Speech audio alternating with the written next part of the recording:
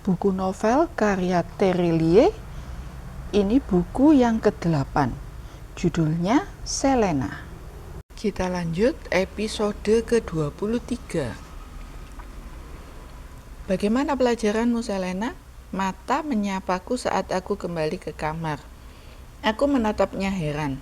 Mata, ini sudah tengah malam. Kenapa kamu belum tidur?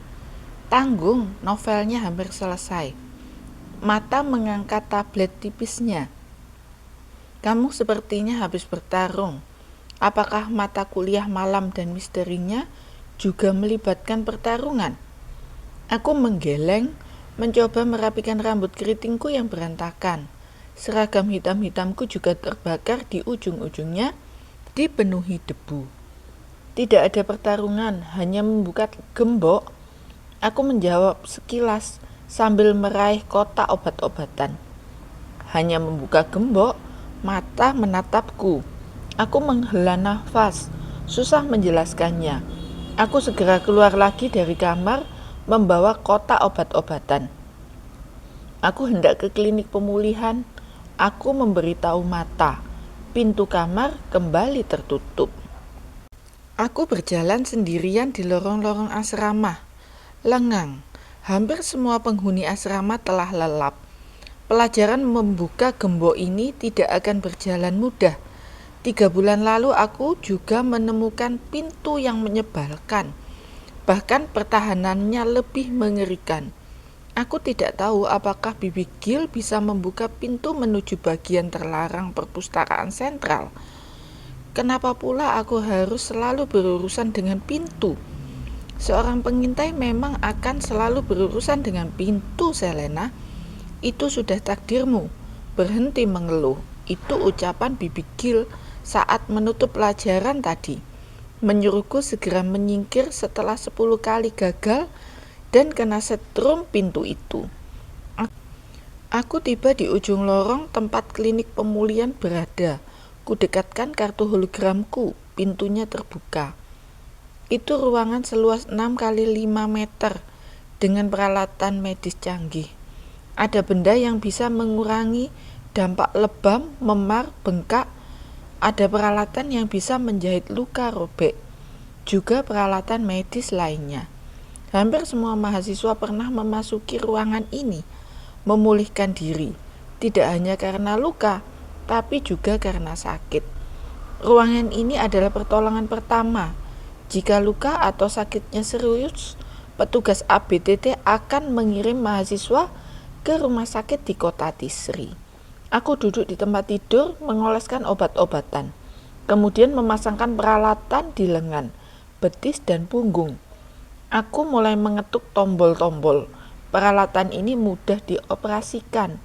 Petugas ABTT telah memasukkan instruksi lengkap di kartu hologram mahasiswa. 15 menit senyap, alat itu bekerja. Aku menatap sekeliling ruangan yang lengang. Ada sebuah cermin besar di dinding memantulkan bayanganku. 15 menit lagi berlalu. Rasa sakit di tubuhku berkurang signifikan. Tubuhku kembali terasa ringan. Aku menghembuskan nafas perlahan. Kulepas belalai peralatan dan melompat turun. Saatnya kembali ke kamar, tapi begitu aku hendak menuju pintu, plop, suara pelan gelembung air meletus terdengar.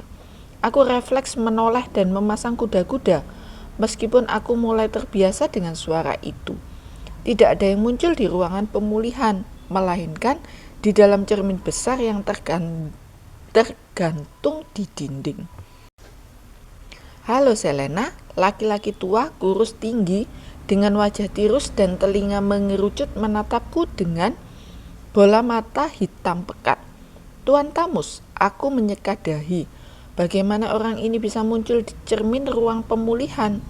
Maksudku, ini di dalam kompleks akademi bayangan tingkat tinggi. Bagaimana jika dosen-dosen lain tahu? Aku bisa muncul di cermin manapun yang aku mau, Selena. Tamus menjelaskan, seperti tahu apa yang aku pikirkan. Aku terdiam. Ruangan lengang. Sudah 3 bulan berlalu sejak libur semester. Bagaimana dengan tugasmu, Selena? Aku mengusap rambut. Tentu saja, Tamus akan bertanya soal itu. Sebenarnya aku juga bertanya-tanya selama 3 bulan terakhir ini. Kenapa dia tidak kunjung muncul? Urusanku banyak, Selena. Rencana besar ini memerlukan persiapan. Kapanpun aku mau muncul menemui seseorang, hanya aku yang tahu. Tamu sekali lagi menjelaskan seakan tahu apa yang sedang kupikirkan. Apakah kamu mendapatkan perkamen tua itu? Aku menggeleng. Tamus menggeram di dalam cermin. Wajahnya berubah marah.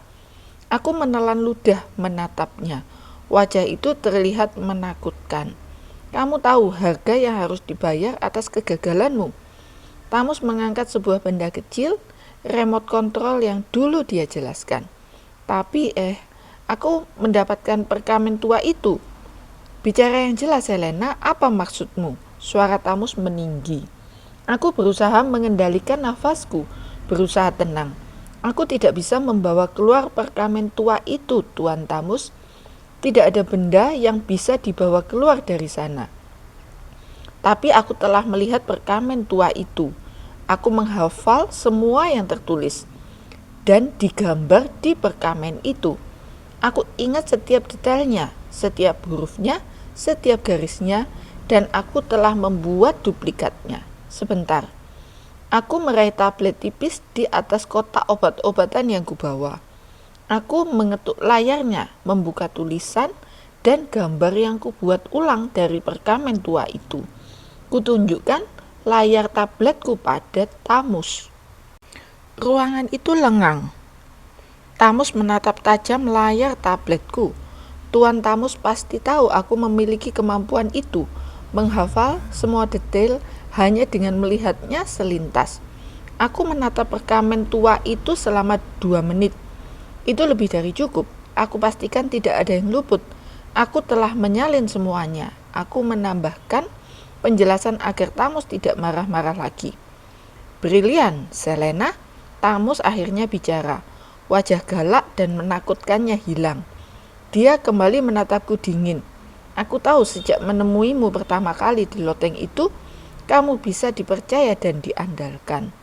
Aku menghela napas lega, masih memegang tablet. Perkamen tua itu sebenarnya tentang apa, Tuan Tamus? Aku jadi penasaran. Sebuah petunjuk. Bahasa apa yang digunakan di perkamen tua itu? Bahasa klan lain. Aku mematung. Klan lain? Usiamu baru 19 tahun, Selena. Tapi karena kamu telah menyelesaikan tugas ini dengan baik, aku akan membagikan sebuah rahasia kecil kepadamu. Tamus menatapku tajam. Dengarkan baik-baik.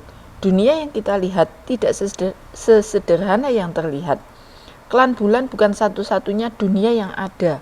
Di luar sana ada banyak klan lain. Dalam lingkaran terdekatnya ada klan bulan, tempat makhluk rendah tinggal, peradaban paling primitif. Juga ada klan matahari yang memiliki teknologi lebih maju dari klan bintang yang bersemayam di perut tanah. 4 klan bulan ini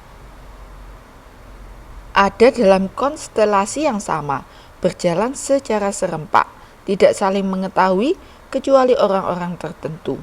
Bagaimana Anda tahu soal itu? Aku bertanya antusias. Tentu saja aku tahu, aku pernah mengunjungi tempat-tempat itu. Bola mataku membesar. Wah, itu hebat sekali. Bagaimana bentuk klan-klan itu? Bagaimana orang-orangnya, teknologinya? Apa komentar mata dan yang lain jika aku menceritakan soal ini? Bahkan dosen di ABTT tidak tahu menahu soal dunia lain, atau setidaknya mereka memilih tidak bercerita. Tidak, Selena, kamu tidak boleh menceritakan apapun tentang percakapan ini. Tamus menatapku tajam. Sekali lagi seakan tahu apa yang kupikirkan. Dan kamu telah melakukannya dengan baik sejak pertemuan pertama. Kamu tidak pernah menceritakannya kepada orang lain, bahkan kepada bibimu yang baik hati. Kamu akan membahayakan orang lain kalau menceritakannya. Aku terdiam, menelan ludah. Aku tidak suka bibi Leh disebut-sebut. Tapi itu terdengar seperti ancaman. Akan tiba masanya semua orang tahu, Selena, ketika pemilik kekuatan paling hebat di dunia paralel akhirnya dibebaskan. Kita akan menyaksikan portal-portal antar klan dibuka. Siapapun bisa melintasi berbagai dunia di bawah satu komando, di bawah satu kendali mutlak, si tanpa mahkota. Dia pemilik keturunan murni, penguasa tunggal dunia paralel. Era keemasan para pemilik kekuatan akan tiba. Saat itulah semua orang akan tahu. Aku terdiam. Siapa si tanpa mahkota? Tidak sekarang, Selena. Besok lusa aku akan menjelaskan soal itu, jika kamu layak mendengarnya. Sekarang kembali ke perkamen tua itu. Aku mengangguk, mengangkat lagi tabletku. Tulisan di perkamen tua itu menggunakan bahasa klan yang lebih tua. Perkamen itu disimpan di bagian terlarang karena menyimpan sebuah rahasia. Tidak ada yang bisa membaca tulisan di perkamen itu. Tepatnya belum ada yang bisa. Tapi kamu harus memecahkannya. Kamu berada di tempat terbaik. Sekolahmu menyimpan peralatan dan orang-orang yang, jika digabungkan, bisa menerjemahkan isi perkamen tua itu. Dosen sejarahmu menyimpan alat penerjemah unik di ruang kerjanya. Dosen bahasamu menyimpan pohon bahasa dunia paralel. Salah satu akar bahasa kuno itu bisa menjadi petunjuk awal. Dan nenek tua penjaga kantin adalah pengintai berpengalaman. Curi informasi berharga darinya tentang gambar-gambar langka yang dia kumpulkan. Begitu kamu bisa melengkapi 3 hal itu, kamu bisa menerjemahkan isi perkamen tua itu. Itu tugasmu sekarang, Selena. Aku mengusap rambut keritingku. Itu terdengar rumit. Seberapa penting perkamen ini? Maksudku, seberapa penting terjemahan tulisan dan gambarnya harus kupecahkan. Jika aku menyuruhmu, itu berarti sangat penting, Selena. Suara Tamus meninggi lagi. Aku telah mencari buku kehidupan di klan bumi, klan bulan, klan matahari, klan bintang. Tapi sia-sia, buku itu raib begitu saja. Aku tahu buku itu dibawa ke tempat jauh agar tidak ditemukan siapapun. Perkamen tua itu bisa menjadi petunjuknya. Aku terdiam. Sampai bertemu lain waktu, Selena. Saat aku datang menemuimu, pastikan kamu telah menyelesaikan tugasmu atau kamu harus membayarnya mahal. Tamus melambaikan tangannya yang memegang remote control. Plop. Hei, tunggu sebentar, Tuan Tamus.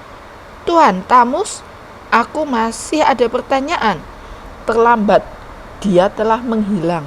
Aku menyisir rambut keritingku dengan jemari tangan. Masih banyak sekali pertanyaan yang ingin kusampaikan. Tapi orang tua misterius itu telah pergi. Bagaimana caranya aku mengumpulkan 3 hal dari dosen-dosenku itu? Bagaimana jika aku ketahuan dan dikeluarkan dari ABTT?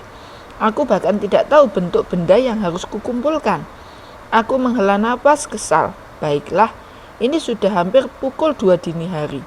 Aku harus kembali ke kamar, istirahat. Kita lanjut episode ke-24 pada video selanjutnya.